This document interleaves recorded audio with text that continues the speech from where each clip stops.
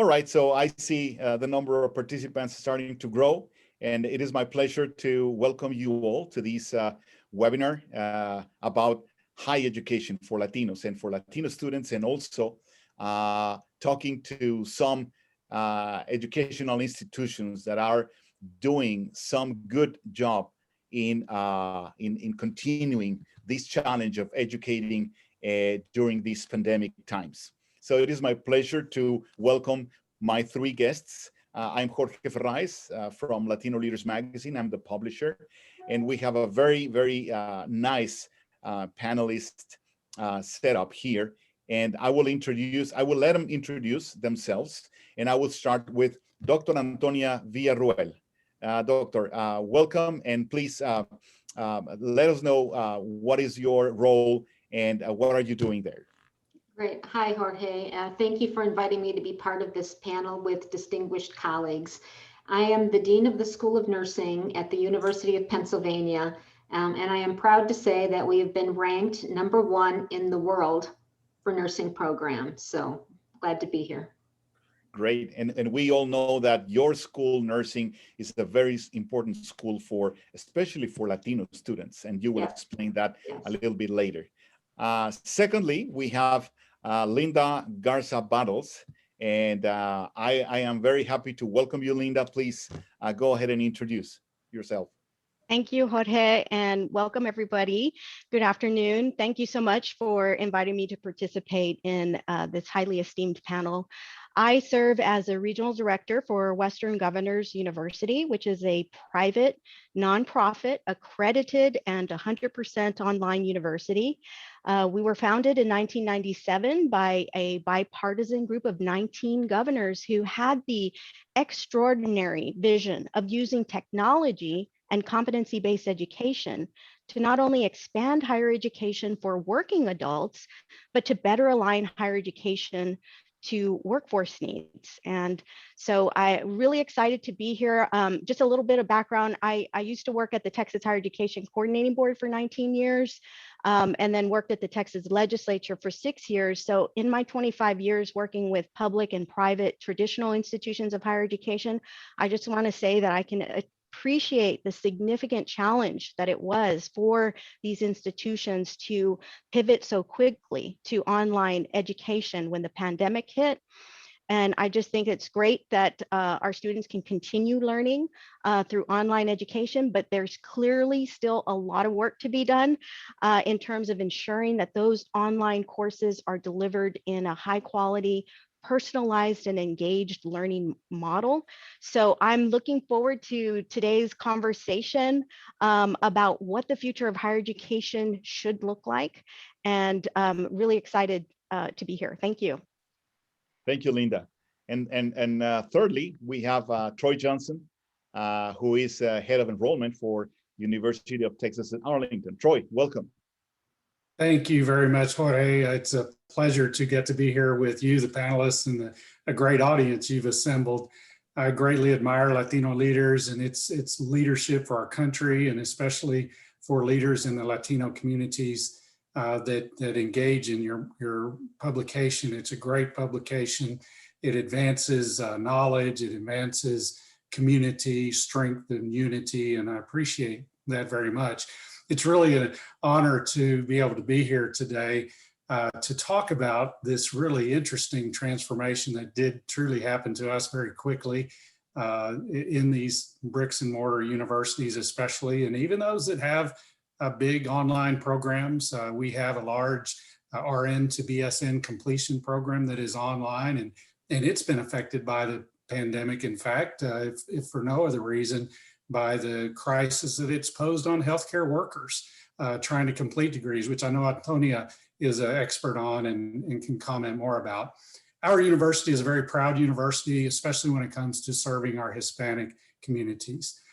We are an HSI. We are also an R1 university, which is extremely uncommon in America. Only about a dozen universities are both HSIs and R1s.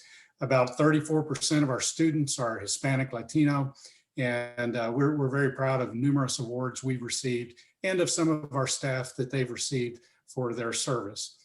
We have a lot of work to do though, Jorge, and I know that this is a lot about how higher ed's changed, maybe pandemic wise, but the other crisis that hit us was a crisis of society. And we are committed at our university to doing our part for diversity, equity, and inclusion. And we're working hard, especially to address the oppression and the issues with the Black population, but Latino and Hispanic populations also have been disadvantaged over time. And so this is very important to us and very much on our agenda at the University of Texas at Arlington, our commitment to being a world-class research university, but also one that cares and makes a difference in communities. Thank you, Troy. So we being in observance for all the time that we've been publishing, and we know that high education institutions like colleges and universities are always on the look for diversity, always on the look for inclusion. It's part of the DNA of any university to have a universe of minds and philosophies and cultures and things like that. So we know that universities and colleges are always interested in bringing diversity of students, teachers, employees, everything, because it's part of that.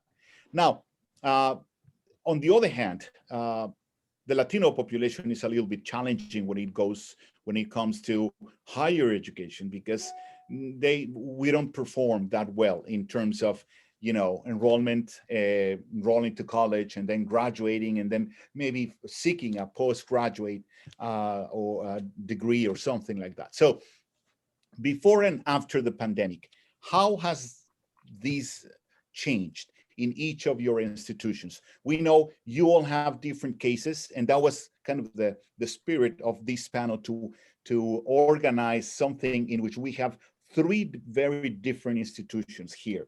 So I don't know who would like to start. How do you compare your or university before March 2020 and today, a year after? What has been the most challenging thing? We know there's millions of challenges, but if you could just select like maybe one or two, what has been that challenge, and what are the results? How is now that university? I don't know if someone wants to start. I can go ahead and start, and Okay. I will say that the challenges that we have had in higher ed were not necessarily unique to the pandemic. If anything, the pandemic accelerated areas in which we needed to go into. For example, I'm from a very brick and mortar undergraduate school. Our use of online education was very limited. The pandemic, by necessity, made us move into that direction. But more importantly than the technology, it really changed the approach in how we're working with students. I mean, all the literature will tell you that this is not about how we teach, it is about how students learn. And thinking about how we use technology to facilitate the learning. The technology is a tool, and it's not the end all. It certainly, out of necessity, made our faculty. I was just speaking to one this afternoon. She said, I am a better teacher now that I am teaching online, because I've learned some tricks about facilitation, problem solving, group interactions that in many ways the technology facilitates. So I think if anything, it moved us in that direction. It moved us from how we've always been to, again, accelerate. It also caused, amongst all of us, and we were talking about this beforehand, the challenges of our professors, again, disrupted by the pandemic. But how is it that faculty find a great balance between what they're teaching, work-life balance, between conducting their research and in figuring it out that way. So that has been a big challenge. But out of this, I've seen some incredible innovation by our faculty and by our students.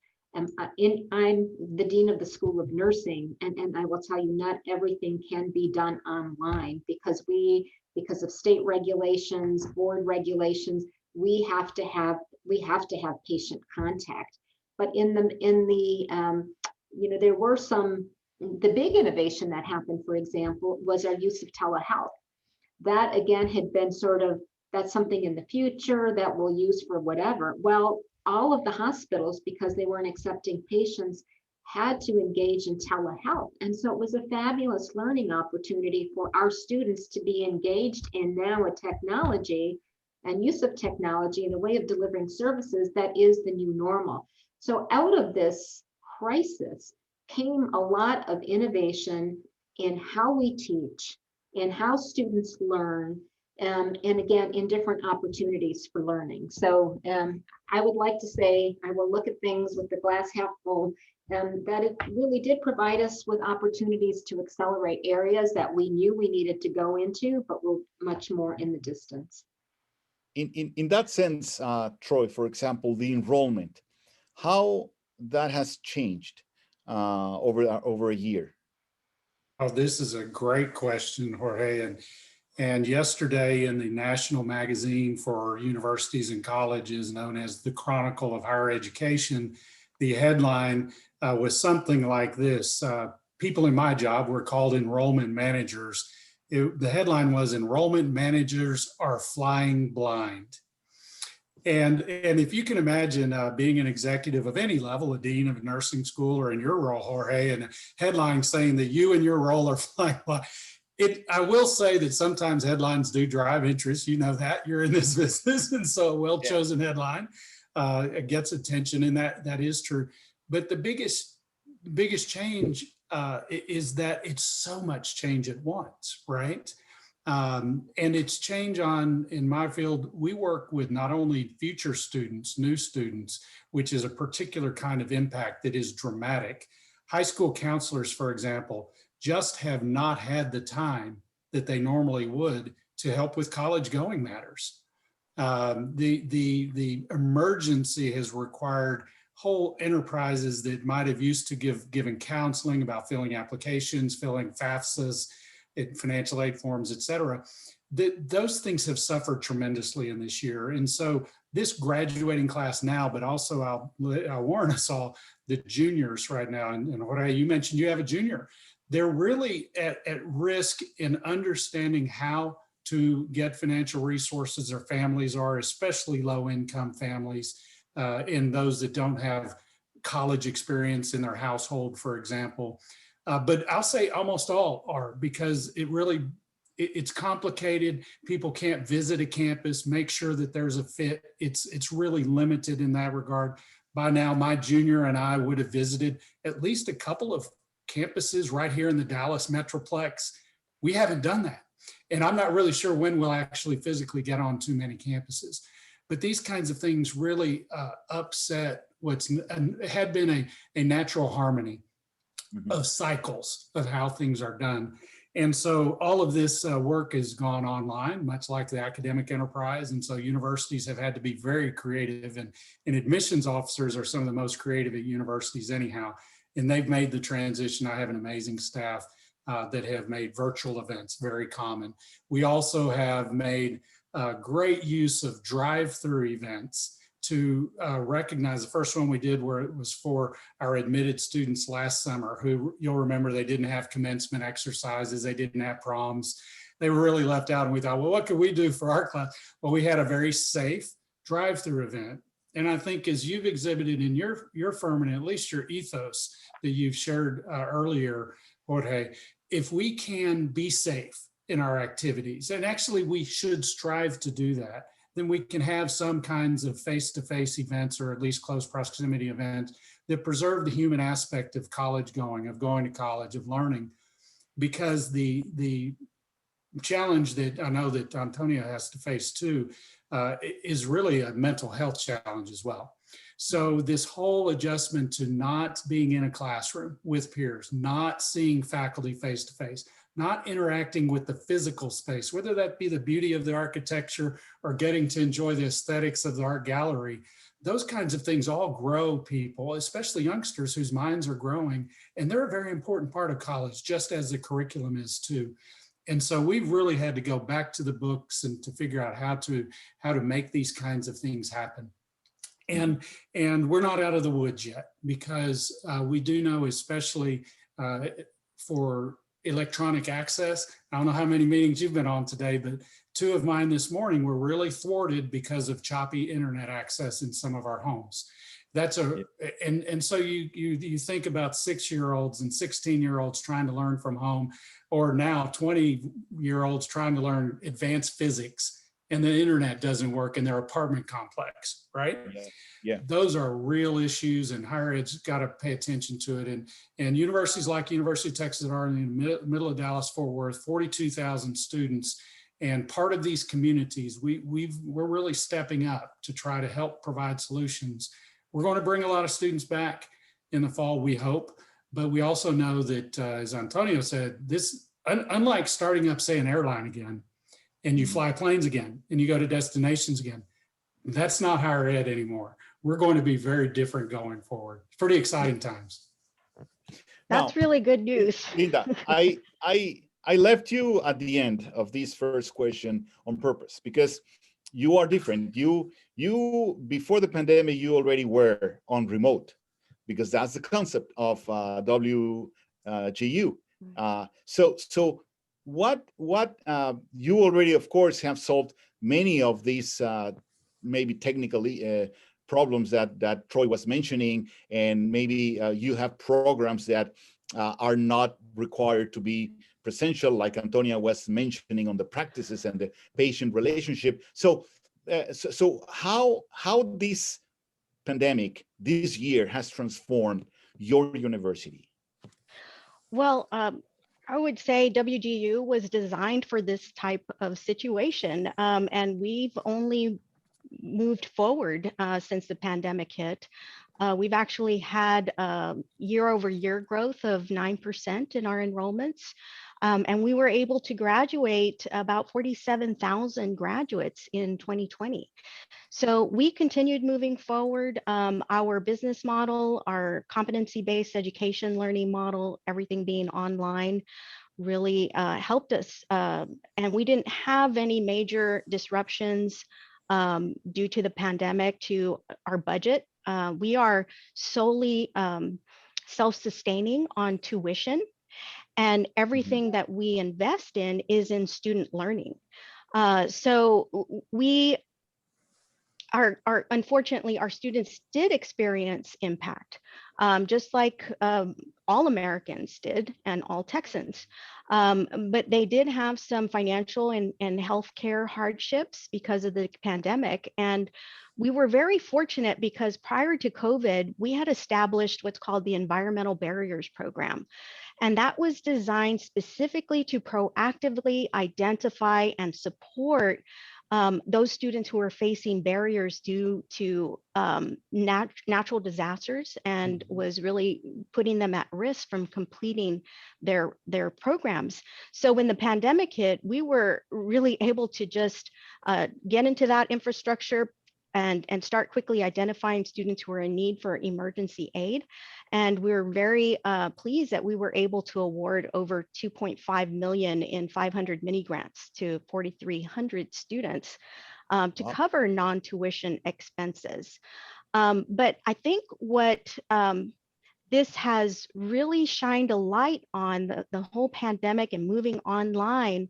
You know, even before the pandemic, we saw where more institutions were already starting to offer online courses and started to move in that direction, but this just really accelerated that. And that's why I think it's creating a lot of opportunities for us to be able to expand access to the millions of adult learners who need access, because higher education, we are really skills-based at WGU.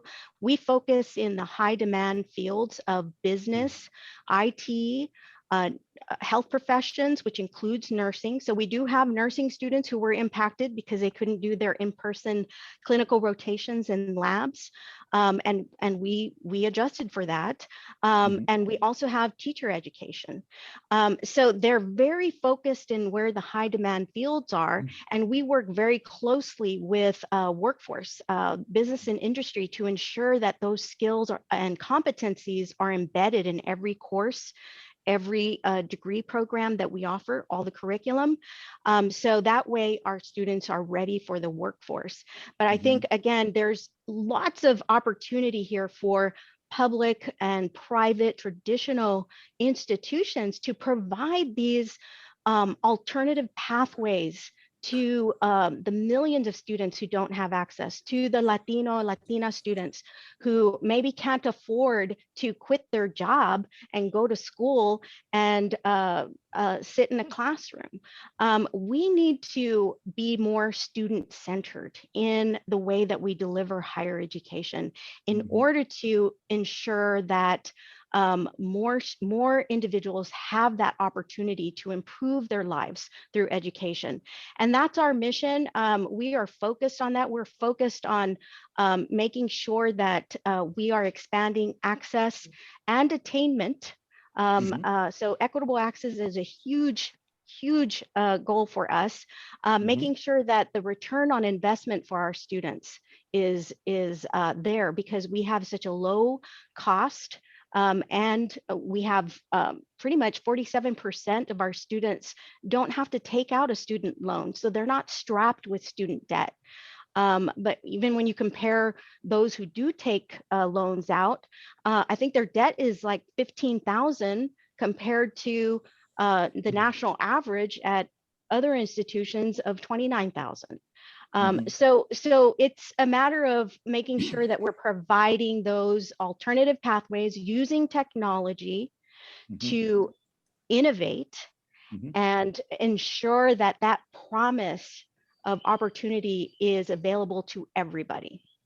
What kind of differences or what kind of elements will, for example, a student wanting to go to nursing school, what kind of differences, what kind of changes will they need to expect going forward if they want to enroll or they want to resume classes or sessions at University of Pennsylvania, for example, Antonia?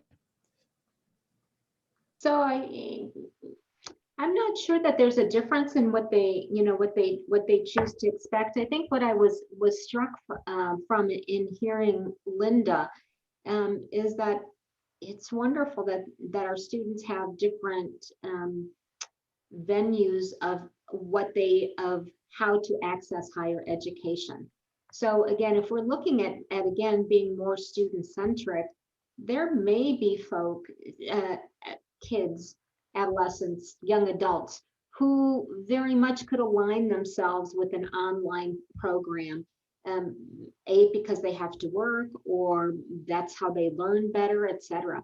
There are other students who are going to be attracted to what I call brick and mortar type classes because that's how they learn, because they want to be in an environment, because they want an opportunity to leave home. Or in, maybe in Arlington, I don't know how many of those are, or maybe because they can stay home and still get access to a good education. So it's good that there's the variety.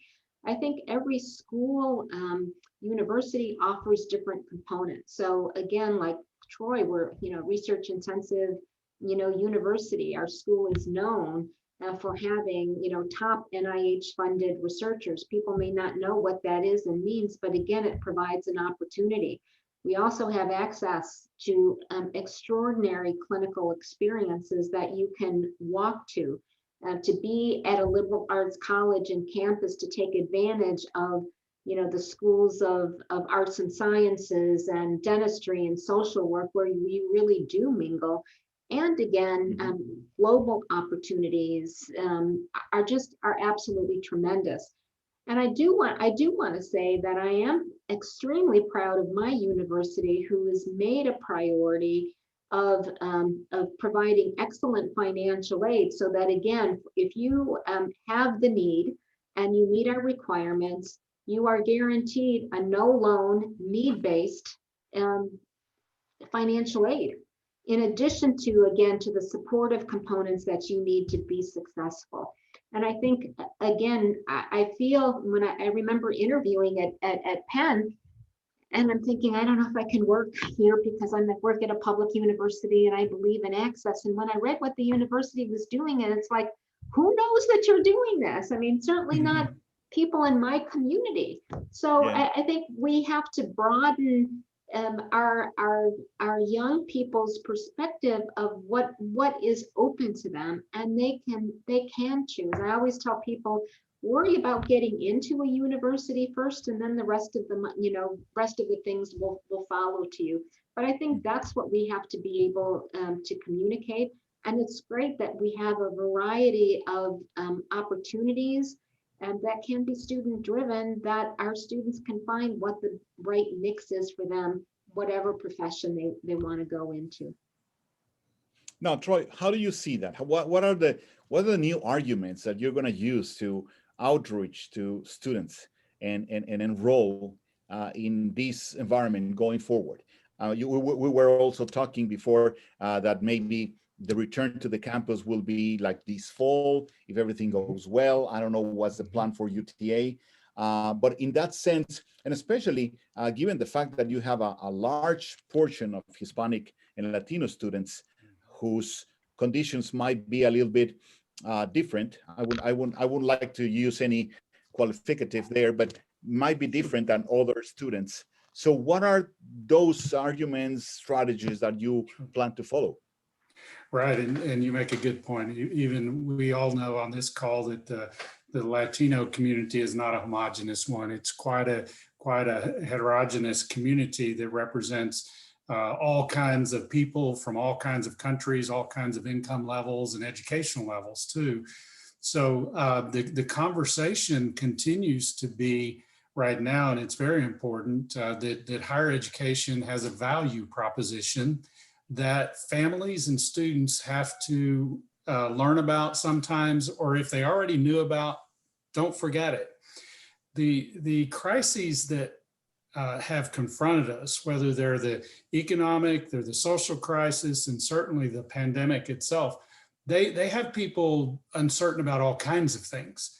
And higher education is another one of them. And maybe where this manifests the most is actually in our community college enrollments. And if there's a bellwether, if there's some signal that you're looking for, that, you know, we really have to remind people that education does cure, or at least helps, each of those three crises, right? The financial prosperity of a country, the education level makes a difference. The health level, the education level makes a difference, and so on. And education and higher education especially is very, very important. And then if you localize it to a community, and you do say to the Latino community as a whole, as diverse as it is, then it's really important to continue these campaigns that, boy, I tell you, Linda Battles did some amazing work in the Higher Education Coordinating Board, her and her colleagues. You know, and seeing her again, I'm thinking of Chris Alvarado Smothers that I've worked with over time that have really worked hard to get the word out that, you know, you need to stay the course. But our community college enrollments are really a problem right now, because even in Dallas-Fort Worth, those enrollments are the most severely hit right now. And that is a pipeline to future escape from poverty, future careers, improving communities, improving health and safety, you know, safety of communities. And so, you know, we're working very closely with Dallas College, with Collin College, with Tarrant County Community College, the large community colleges in these metropolitan areas, to try to do everything we can. And we're really proud. We have a multi-university effort that was launched in the DFW area that, kind of like Antonio said, it didn't exist last year. But this year, now that we have so many students that normally would have been in community colleges, or they would have transferred from them to university, we've developed special awareness campaigns. We actually have events targeted for those students to try to keep them on track, to help them complete the FAFSA, et cetera. So that's important. And then also the recent stimulus funds, I think we're under talking about those a little bit on our campus, to be honest. We gave out $15.5 million last fall and early spring. We're about to give out another $10.5 million in aid to students to continue. And to be honest, sometimes large entities like us, we offer $500 million in aid a year. Another 10 million is another 10 million. We give it to needy students, we help them.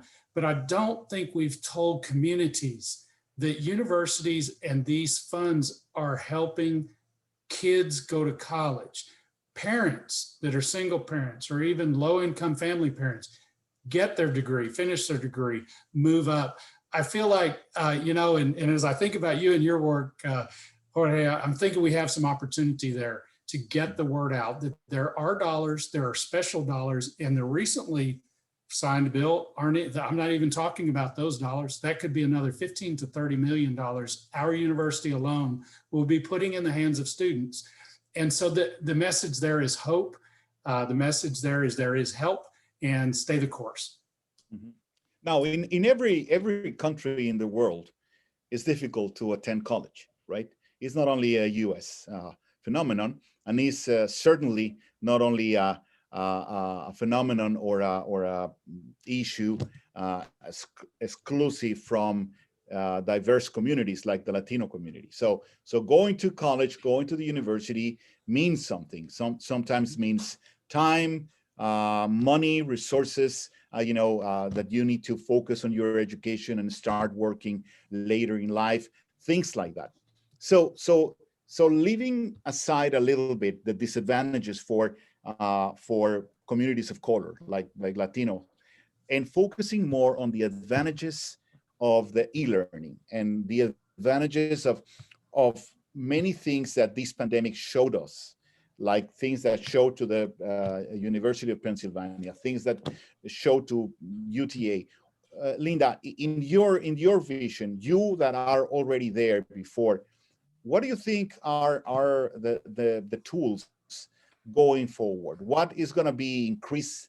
What if you can envision or help us to imagine the world of the future for e-learning and education and getting degrees online, if this is going to happen, what do you see there? Well, first of all, I would say it's very important for us to look well past the pandemic, like you're suggesting, and be really strategic about the future of higher education.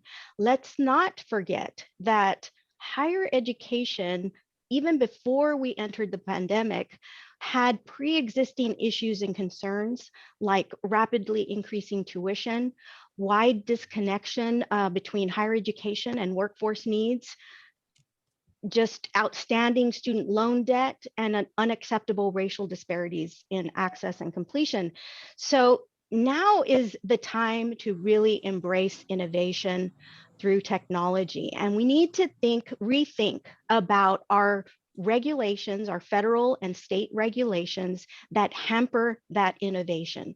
We need to rethink how higher education is funded so that we are encouraging more of these alternative pathways to opportunity through online, through competency-based education, and doing all of that with the student at the center of everything that we do. At WGU, we are known for our student-centric culture. We have 7,000 employees across the US, and we are all committed to the same mission, and that's improving lives. And so I'm just really proud to work there because it's such a unique, and having come from public higher education, it's not that we don't have student-centric institutions. We do, they're there, but you have so many competing demands for resources because there's so much complexities to higher ed institutions. But I feel like if we can be more student-centric, that will force you to redesign the way that, for example, faculty-student engagement and interactions. At WGU, we have broken down the faculty model into 4 separate roles. So every student who enrolls in WGU on the very first day gets assigned a faculty program mentor. And that mentor is assigned to that student, checks in with them regularly, and stays with them throughout their academic journey to completion. These mentors are the ones that inspire, that help navigate these students, that help connect them to the institution and to their peers.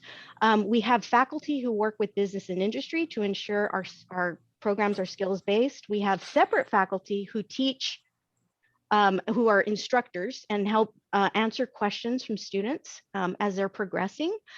And finally, we have separate faculty who are evaluating the assessments. And that way you eliminate any kind of bias or grade inflation, although we're on pass-fail grades. But I think we need to really come to terms with, instead of trying to think about different ways of recruiting students, let's talk about different ways of delivering higher education to meet students where they're at, and make sure that everybody has that universal access to higher education. And along with that is closing the digital divide. We need to treat broadband access as a public utility. And I really want to applaud our House Bill 5 and Senate Bill 5, those legislators who have passed that or filed that legislation to really focus on closing the digital divide. Now, in the last few minutes before we go to the question and answer, I remind all those watching that they can write their questions in the Q&A space of their web browsers. We already have a couple of questions here, and I see another one coming in. So in the last minutes that we have before we break for the Q&A session, Antonia, nursing is a profession that has been updating. You know, it is something that has become every day more important, and especially with the pandemic, I think the nursing, and I think when you and me talked, we started calling in, instead of nursing or nurses, you have another term for that, and I would like you to talk a little bit about that. And but what are the future for this kind of profession into the world that we're living now? I'm not sure I had another name for nurses, but I will tell you, I think the need for nurses and for other health professions is just going to skyrocket. Getting over this infectious component of the pandemic is one thing. We have no idea about how people who have been infected with the virus, what that's going to mean long term, and what type of work, what type of healthcare that they're going to need. Secondly, the workforce that's in place has been traumatized. I mean, they are going to be suffering from PTSD for a long time. I don't know if it was Linda who mentioned, I think the mental health support that many hospitals and healthcare systems are trying to wrap around providers to help them deal with this unprecedented death, with the unprecedented burden that's carried by health professionals as they know that they're the ones that are there transitioning people from life to death, and then having to worry about how to connect family. So there's going to be an absolute need for healthcare providers. And then you talk about, because all of our resources and attention has been paid to those affected by the pandemic, of course, and then you think of all the people who have neglected their chronic care conditions, their primary care needs, and there's a great need in that particular area. So I'm pleased that both Linda and Troy have nursing programs, because I think where work needs to be done as well is with our state legislators to make sure that when we're graduating health professionals, not just in nursing, but it's in dentistry and mental health care professionals, that people can practice to their full scope of their license. That's really what's needed. And Linda, I couldn't agree with you more about, it's not just the institutions of higher educations, but it's professional associations that are limiting and saying, regardless of, again, it's not a competency-based model. We're moving to that in nursing, but who are stuck on, you have to have 500 clinical hours, no simulation won't work, no, this won't work. In the absence of any, I'm pounding my desk here because I'm adamant about this, but in the absence of any type of evidence, and to insist on that during the time of pandemic when people are having issues makes no sense. And I'm working with a number of other nursing leaders trying to drive that point home, but we really need to hear from other institutions as well as the public to say, we are concerned about safeguarding the safety of the people that we treat, but you have to put in place evidence-based recommendations that guide laws, that guide licensure, that guide whatever. So I don't know if I answered your question, Jorge. I think I got off on a tangent, but yes, we need good healthcare professionals. And we again need action to make sure that all healthcare professionals can practice to the full extent of their license. Now, in terms of Texas, Troy, I mean, your university, being in the state, you have a large population of Latino students, of course, but you also have a lot of competitors here. And what do you see? How do you see in the future for the way that the education is going to be delivered? What about the students that want to leave some other experiences that they haven't been able to leave? How do you see these into the future? Yeah, that's a great point. And I think maybe Linda was the first on our panel to use the word workforce earlier. And this is a very important workforce conversation that Antonia was implying as well. And I couldn't agree more with her. Antonia, I have a registered dietitian with a master's degree in my house. And she came to me yesterday and notified me that in 2024, that profession will require the minimum credential to be a master's now. And as you know, very few fields left in healthcare don't require a master's. Well, this is not going to provide us with more registered dietitians. It is going to delay this. And so one of the answers that we're working on are certificate programs in the increased number of short-term credit programs that do give the educational components Antonia and accrediting agencies do need to demand. Because after all, we want engineers to build a bridge that's safe to drive over. It doesn't make any sense to speed them along, get them a degree early and quickly without having learned what's required for their field. That's true for healthcare. It's true for historians protecting our heritage, et cetera. We want quality, we want learning, and we want evidence that the people that have the credentials, whether it's a simple badge, a certificate, or a degree at whatever level, that they definitely have the knowledge that goes along with being able to exercise the rights of those degrees. And so we do see the shorter term opportunities. We've got a fleet group meeting right now that's regarding this e-learning matter in terms of being able to offer more of these shorter term badges, credentials, and also partly because, it's one thing for me to say that everybody stay the course, which I will, but I also have to offer something that people are interested and compelled in. And right now, the market really needs proof that they can go to college and get something for it. There's a lot of demand for that. Now at Penn, an amazing world-class university, there's a lot of students that are going to become researching scientists, et cetera. And so in some ways, that's a whole different conversation for that. But many of us are, and also at Penn too, we're producing workforce, ready, talented people, and that's what's needed. And we need to match our curriculum and our degrees to what's really needed out there. And so that's why I like what Linda said earlier about being very closely connected with corporations, hospitals, philanthropic groups to be sure we're delivering what they need. And I'll tell you that it's been that has been, I don't know how Antonio feels, but one thing we have sacrificed in the latest years is our ability to connect more with our partners.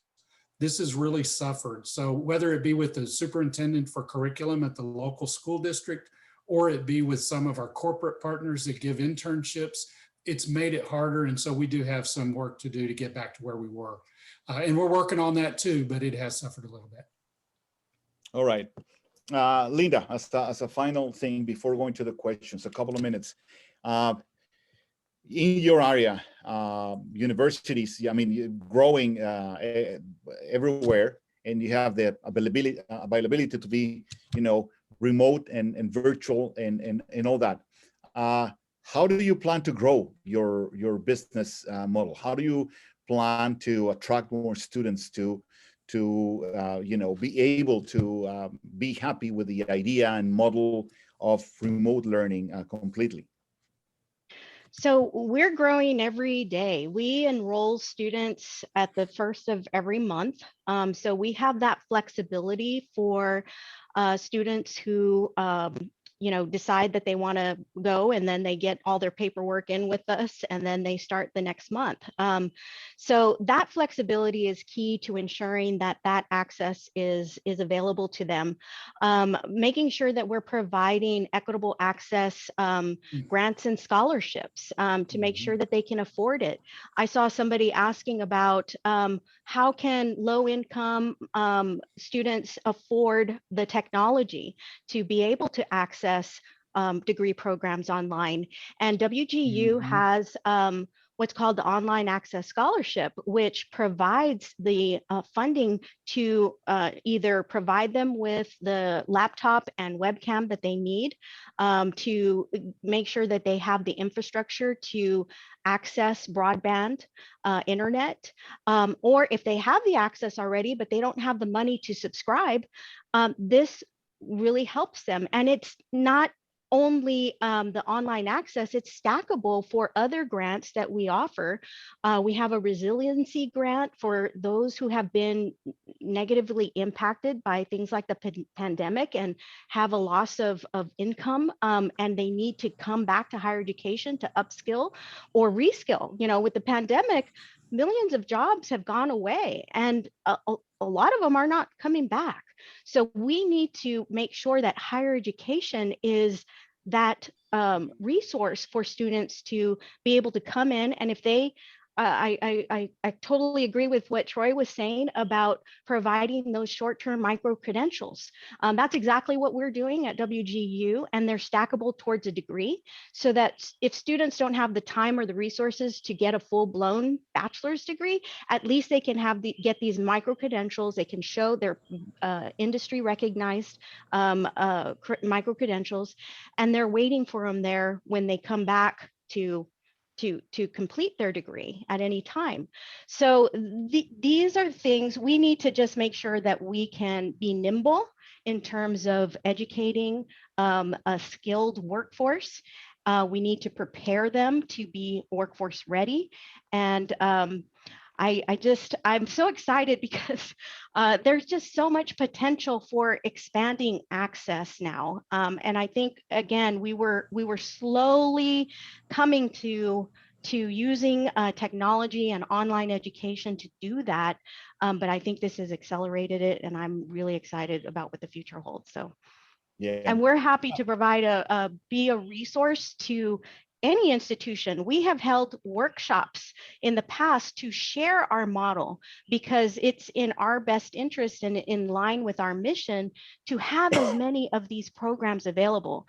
And one last thing that I will say, my former boss, Commissioner of Higher Education in Texas, Raymond Paredes, was really a huge advocate of the work of WGU, and when he was commissioner, really pushed the Texas Affordable Baccalaureate degree, which now I think over about 12 or 14 public institutions of higher education offer that affordable baccalaureate degree, which is about a $15,000 degree that takes online education and competency-based education and some in-person opportunities there to complete their degree in an accelerated manner. And I applaud that for those institutions that are establish those programs. Now, some people wouldn't like to be, labeled. Labels don't work, and many, especially young people, emerging professionals, don't like to be labeled and by corporations, by the government, by institutions like colleges and universities, and I know that sometimes we see the student population and the faculty population and the staff population of universities in terms of either ethnicities or groups and all that. But as I mentioned at the beginning, the concept of a university is that you have all kinds of views and all kinds of visions and philosophies and all that. So how to tackle that vision, how to tackle all those who feel that they are being, like labeled or identified or stripped out of their personalities and their especially in the e-learning era in which you lose some of your personality by interacting through a computer because you are not in campus and you are not in classes interacting with your students, with your teachers and all that. So I don't know, does someone wants to tackle a little bit of this topic? I'll make a couple of quick comments and then turn it over. But this is one of our, in addition to the learning, was the connection and the development of students outside the classroom. What would happen in the fall? What would happen in the spring?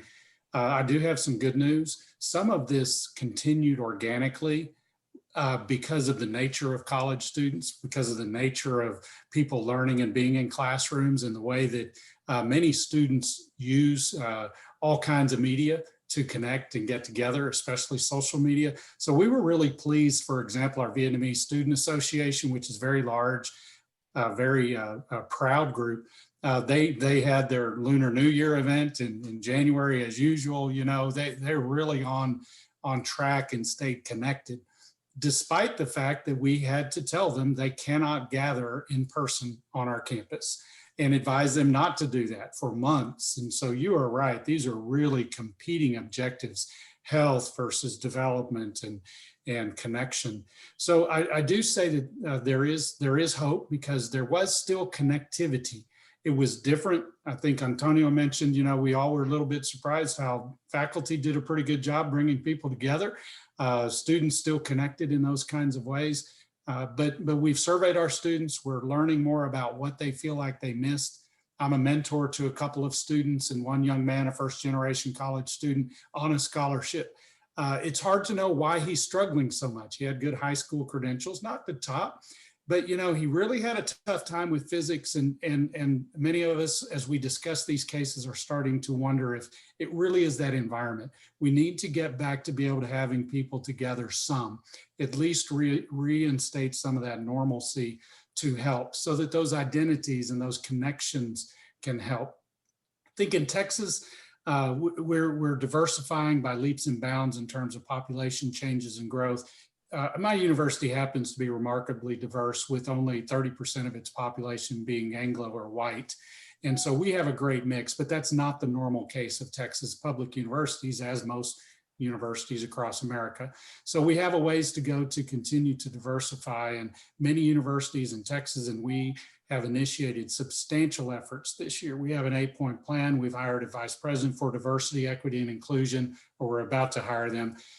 In my division, I launched an annual, it's a multi-year project, and I named it Building Understanding Among Us. And we are bringing in groups based on ethnic groups. Next, at the end of this month, we're having a presentation about gender and gender discrimination.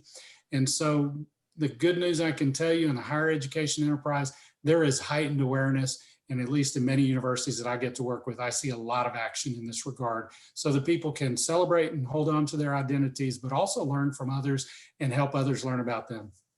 Mm-hmm.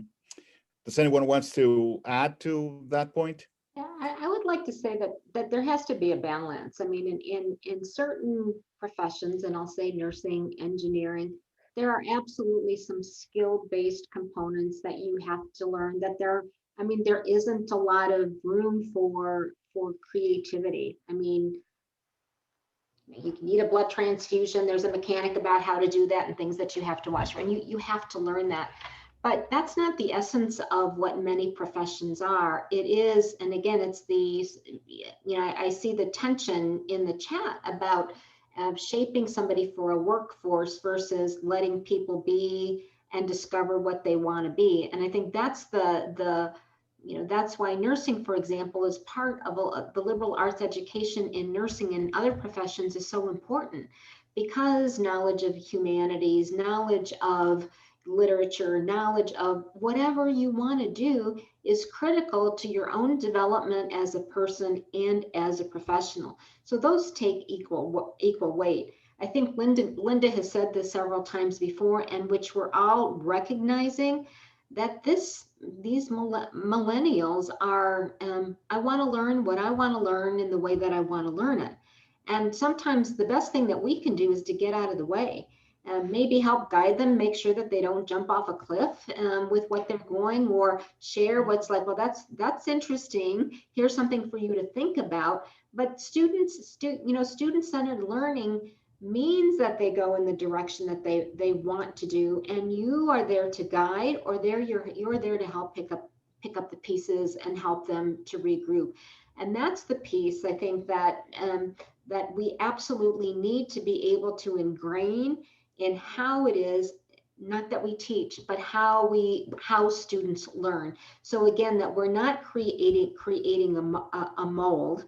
And again, I think as Linda, as you're saying, I mean, your philosophy around building and being in tune with the workforce is a responsible component to do, but it's not like we're saying this is what you have to create, this is what you have to do in order to do that. It's again, preparing, having that communication with, if you're going to go into this setting to do, we need to know what's expected. So we're teaching this on the front end. So, I mean, it's a give and take. It's something that evolves, but also supporting students with the skills so that they can, in those settings, know how to innovate, know the leadership skills that are needed to do, and know the people skills to be able to move their components forward. And that's all part of an education, whether it happen in a classroom, whether it happens in student activities, interactions with faculty. I mean, the issue of a university is not just a class. I mean, classes, as many students will tell you, are probably the least relevant component that they have. It's the interactions that they have with faculty and the interactions that they have with students formally and informally that really make the difference for them.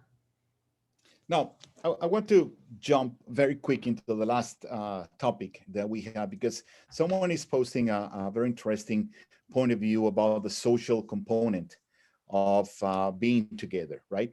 And we all know that campus life is a very important life of someone's college education, and interacting with students and faculty and even staff members and all that.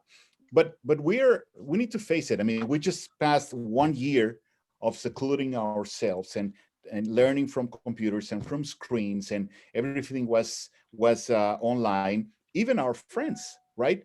And especially younger generations. I mean, let alone millennials that are beyond, the college education and all that. But if you see the Gen Zs and the ones that are going, like Troy was mentioning, our own kids, they communicate everything on their tablets and their phones.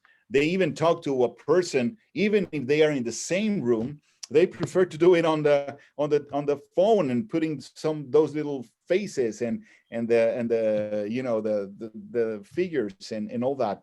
So how's a good way to compensate that loss of social human interaction into the college experience? And of course, Linda, you have experience in this because your university is online from the very beginning, but to the others, it's also challenging. So I don't know if anyone wants to drop one final comment before we close.